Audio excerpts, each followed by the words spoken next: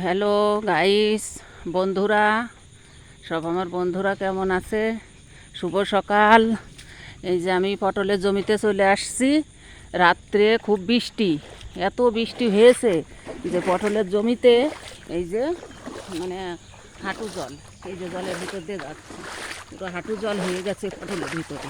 তা যাই হোক, আমার বন্ধুদের আশীর্বাদ, ঠাকুরের আশীর্বাদ আছে, তার জন্য পটল গাছটা এখনও বেঁচে আছে। কিন্তু বেলা হতে হতে হয়তো জলটা নেমে যেতে পারে। আর এবারে খুবই বর্ষণ, খুব বর্ষা এবার, এত বৃষ্টি দেখা যায় না। পোলট্রির ঘরে এবার যেভাবে জল ঢোকে বন্ধুরা, এত জল ঢুকেনি কোনো দিনও না। কি পরিমাণ জল ঢুকেছে কি বলবো। এই যে পাশে এতটা জল, তাহলে এই যে ভিতরে সব জল। এই যে লিটারগুলো গুছিয়ে রেখেছিলাম যে মুরগি তোলা যায় নাকি, কিন্তু এখনও জল ঢুকছে। এই যে এখনও জল ঢুকছে পোলট্রির ঘরের ভিতরে।